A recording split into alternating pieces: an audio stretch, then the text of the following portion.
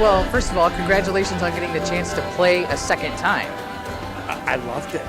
I mean, I love this game as much as you suffer out there. I mean, I lost 40 pounds. I mean, I looked at myself at the end there, and there was nothing. Jeff Probst at the last immunity challenge said, Skupin, where did you go? Like, I was just gone. Emotionally, physically, spiritually, every part of who you are is just shattered. And yet you love the game and you would never leave it. Tell us about the moment you got that phone call to come back. Was there any hesitation? Because I doubt there was from you. They've asked me back about a dozen times. Right. And each time I got this close, and I always said yes. I mean, there was only one time I turned them down when my mom was sick in the hospital. And so when I got the call this time, I thought, okay, sure. And I'm thinking I'm going to get the call saying we've gone in another direction. And they're like, Skupin, where's your wardrobe? Where's your questionnaire? Where's your this? Where's your that? I'm like, are you guys serious?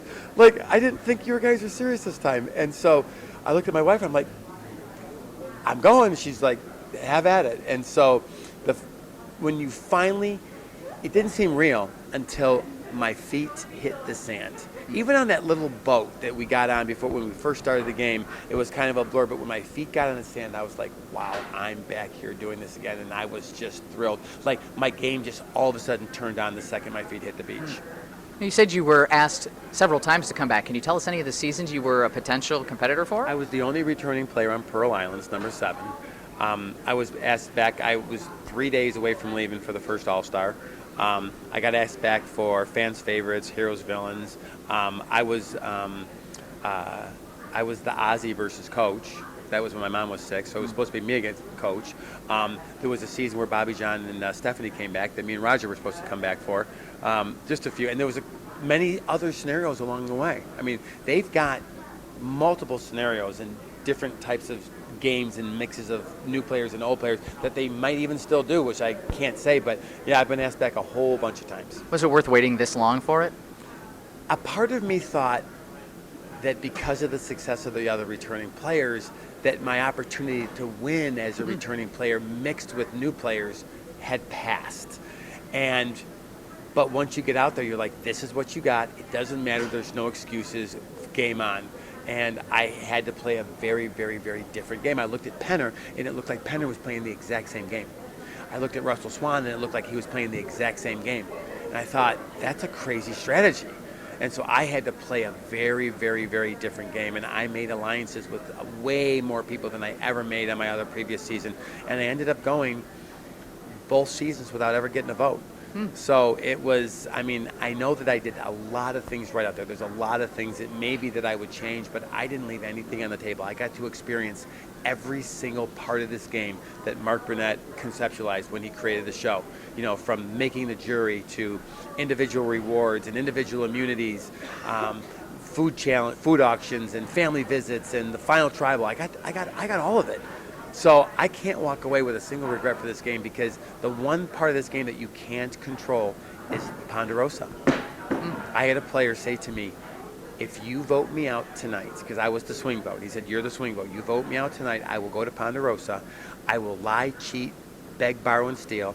I will tell them what you said about their children, what you said about their wives. I will make sure that you never, ever, ever get a single vote. So you can last longer than me in this game, but you're never going to win it. And you weigh that out with, the threat of that violent threat there, as opposed to, do I keep this person in the game? And everything's a decision. Who you sit next to at breakfast, who you sleep next to, who you offer water to when you first come back to the well. Everything makes a difference. Everything is strategic out there. And somebody's going to get offended and somebody's going to be happy, no matter what decision you make. And you just have to keep counting votes, jury votes, who's sitting next to you, who are you offending, who are you complimenting, and it's a part of the game that I think new players forget. Like Carter would have made it into the final 3 easy if he hadn't won that last immunity challenge. We weren't even talking about getting rid of him. He wasn't a threat to anybody. All of a sudden he wins a challenge, and I'm like, Carter, what are you doing? He's like, I don't know, I was just trying to win. I'm like, no, you're playing Survivor. So I love the kid, but he forgot that everything matters. Pete was out there and he told me on the second day, he said, when we didn't lose the first challenge, he said, I hope they get rid of Russell Swan.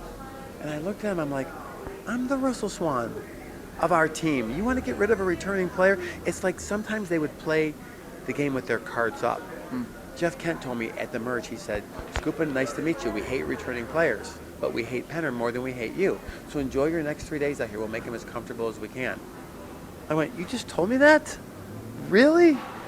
And so this time around, I was way more perceptive to what people were saying. Sure.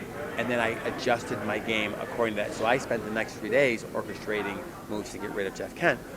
Otherwise, it was going to be me. But I didn't tell him. That was the difference, that I was orchestrating to get rid of him. He told me he was orchestrating to get rid of me. Okay. Last question for you. We saw a lot of clumsy moments with you. You falling down, cutting your foot open. Are you really that clumsy? Were you concerned that you were going to be evacuated again? The problem with cuts out in a game like Survivor is there's no medical attention. They don't heal up. They stay dirty. There's no way to keep things clean. Everybody got hurt out there. There were people that have had surgeries. There's pending surgeries that are going to happen from out there.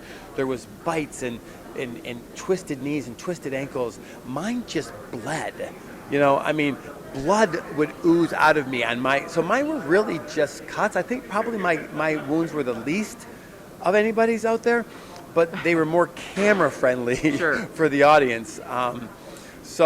But I got about halfway through the game and I said, wait a minute, the wounds weren't healing and my shoulder got so infected that the girls had to peel my shirt off my body every single morning. It took like 20 minutes and layers of skin would peel off my shoulder every morning. It was so painful. Then you'd go dive in the salt water and it was just excruciating. But I never did it without a smile on my face because I was playing Survivor. So, if there was some person that was going to headbutt a whale, it was going to be me. I was in the mouth. I wasn't in the mouth. I was on the mouth of that whale. If it had been yawning, I was Jonah. Crazy that it was me. When the fire exploded, I happened to be sitting next to it. I don't know why. When Abby was banging the coconut on the tree, it hit my head. Why? I don't know. But it's just a part of it, and it didn't slow me down. It was a lot of fun. All right, Mike, it was great talking to you. I'm glad I got to see you play again.